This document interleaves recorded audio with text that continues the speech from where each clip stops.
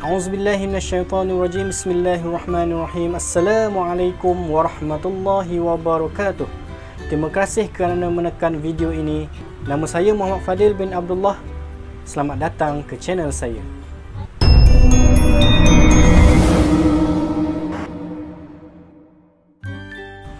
Alhamdulillahirrabbilalamin. Wassalatu wassalamu ala ashrafil anbiya'i wal mursalin wa ala alihi wa sahbihi ajma'in. Bertemu lagi kita di dalam pembelajaran pada hari ini. Sebelum kita memulakan pelajaran, marilah sama-sama kita membacakan doa. Bismillahirrahmanirrahim. Allahumma aftah alaina hikmataka wanshur alaina min khazaini rahmatika ya arhamar rahimin. Walhamdulillahi Rabbil Alamin. Baiklah, untuk video kali ini Ustaz ada sediakan satu nota keempat-empat Khulafa Ar-Rashidin, bermula daripada Sayyidina Abu Bakar, Sayyidina Umar, Sayyidina Uthman dan Sayyidina Ali bin Abi Talib. Ustaz sediakan nota dalam bentuk carta perbandingan supaya kita lebih nampak dengan jelas lagi silsilah hidup keempat-empat Khulafa Ar-Rashidin ini. Okey, mari kita tengok satu persatu. Sayyidina Abu Bakar As-Siddiq, beliau berketurunan bangsawan Quraisy. Sayyidina Umar Al-Khattab berketurunan daripada Bani Adi. Sayyidina Uthman bin Affan berketurunan Bani Umayyah. Sayyidina Ali bin Abi Talib berketurunan daripada Bani Hashim. Okey, tempat lahir Sayyidina Abu Bakar dilahirkan di kota Mekah. Kalau kita tengok di sini, keempat-empat Khulafa Ar-Rashidin dilahirkan di kota Mekah.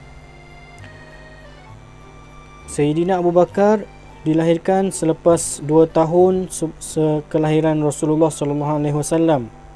Sayyidina Umar selepas 13 tahun kelahiran Nabi. Sayyidina Uthman selepas 6 tahun kelahiran Nabi. Sayyidina Ali bin Abi Talib selepas 30 tahun kelahiran Nabi. Seterusnya, hubungan dengan Nabi Muhammad sallallahu alaihi wasallam. Sayyidina Abu Bakar merupakan sahabat yang paling rapat. Sayyidina Umar, Sayyidina Uthman, Sayyidina Ali, keempat-empat Khulafa Ar-Rashidin ini merupakan sahabat Nabi lah. Dan mereka semua ini sahabat yang dijanjikan masuk ke syurga. 10 sahabat antara 10 sahabat yang dijanjikan masuk syurga. Seterusnya, Sayyidina Abu Bakar merupakan bapa mertua Nabi Muhammad. Nabi Muhammad sallallahu alaihi wasallam berkahwin dengan anak Abu Bakar, iaitu Siti Aisyah. Sayyidina Umar bapa mertua Nabi juga. Nabi berkahwin dengan anak Sayyidina Umar, iaitu Hafsah. Sayyidina Uthman menantu Nabi. Sayyidina Uthman berkahwin dengan puteri Rasulullah, iaitu Ruqayyah. Dan selepas Ruqayyah wafat, Sayyidina Uthman berkahwin dengan adik Ruqayyah, iaitu Ummu Kalsum. Sayyidina Ali bin Abi Talib menantu Nabi juga. Beliau berkahwin dengan anak Nabi Muhammad, iaitu Fatimah. Dan Sayyidina Ali ini merupakan sepupu Nabi. Gelaran Sayyidina Abu Bakar diberi gelaran As-Siddiq, membenarkan kata-kata Nabi. Ini dibuktikan dalam satu kisah, iaitu Isra' dan Mi'raj. Pada masa itu, semua orang-orang kafir dan ada juga orang-orang Islam yang tidak kuat imannya, tidak percayakan Nabi. Apabila Nabi menceritakan bahawa Nabi daripada Masjidil Haram pergi ke Masjidil Aqsa dan naik ke langit bertemu dengan Allah, ada segelintir umat Islam yang tidak kuat imannya, tidak percaya dengan kata-kata Nabi, dan ada juga yang ragu-ragu. Tetapi Sayyidina Abu Bakar ini, apabila Nabi berkata-kata, Sayyidina Abu Bakar tanpa ragu-ragu akan percaya dengan kata-kata Nabi Muhammad. Sebab itulah beliau digelar As-Siddiq. Sayyidina Umar Al-Khattab digelar sebagai Al-Faruq, membezakan antara hak dan batil, membezakan antara yang benar, mana yang betul, mana yang salah. Sayyidina Uthman bin Affan, beliau digelar Zunnurain, iaitu yang memiliki dua cahaya. Sayyidina Uthman berkahwin dengan dua puteri Rasulullah, iaitu Ruqayyah dan juga Ummu Kalsum. Sebab itulah beliau digelar Zunnurain. Sayyidina Ali bin Abi Talib, beliau digelar Abu Hasan, merupakan bapa kepada Sayyidina Hasan. Okey, seterusnya kita tengok lantikan menjadi khalifah. Bagaimanakah Sayyidina Abu Bakar ini dilantik menjadi khalifah? Iaitu melalui sistem syura.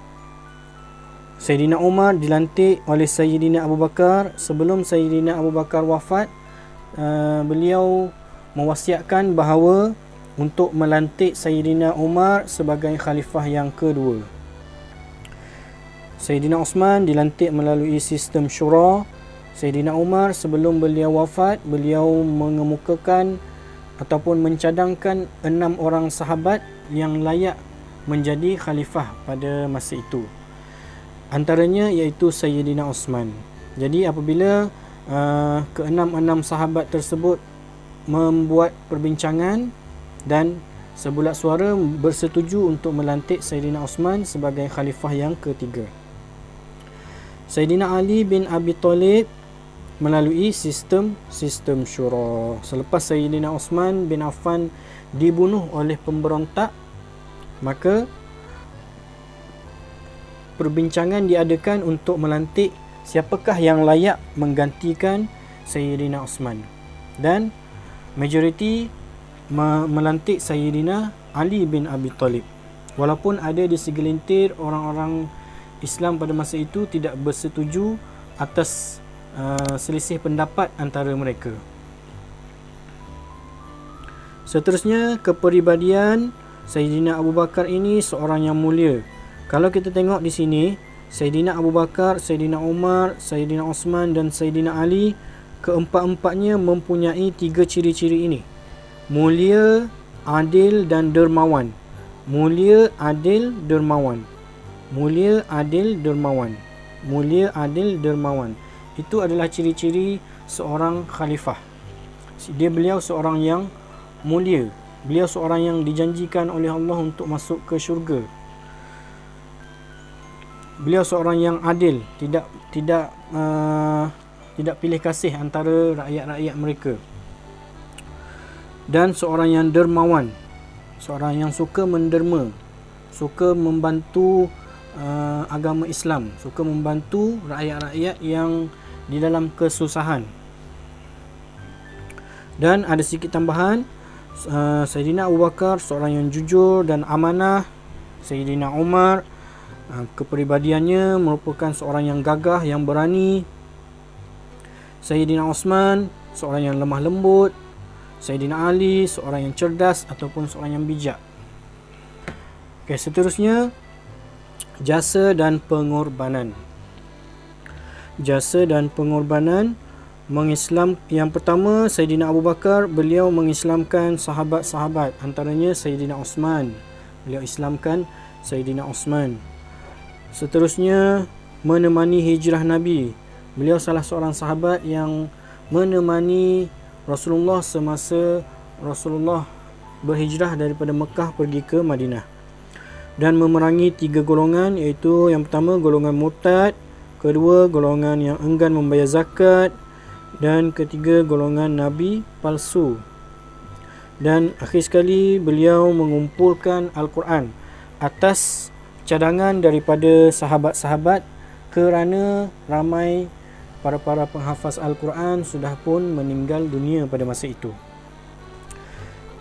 Sayyidina Ali, apakah jasa dan pengorbanan beliau? Menubuhkan Baitul Mal, untuk membantu rakyat-rakyat yang dalam kesusahan. Memulakan takwim Islam.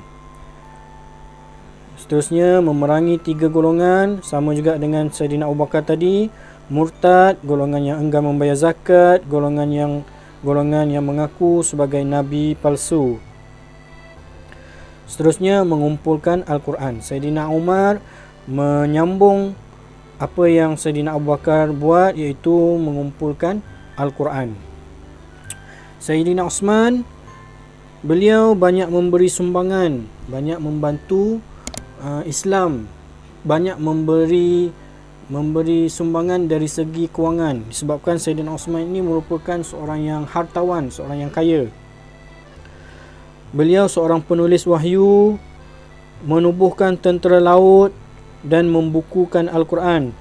Pada zaman Sayyidina Abu Bakar dan Sayyidina Umar, Al-Quran dikumpulkan, dan masuk di zaman Sayyidina Osman, beliau membukukan Al-Quran menjadi satu naskah yang dikenali sebagai Mushaf Utsmani. Sayyidina Ali merupakan jurutulis perjanjian Hudaibiyah, merupakan hakim yang adil, dan beliau menubuhkan pasukan polis dan tentera, mengorbankan nyawa demi Rasulullah sallallahu alaihi wasallam. Okey, sebelum Ustaz terlupa, nota ini Ustaz sediakan, kamu boleh download dalam link yang Ustaz letakkan di dalam description di bawah. Jadi boleh download supaya kamu lebih jelas dan lebih faham silsilah hidup keempat-empat Khulafa Ar-Rasyidin ini.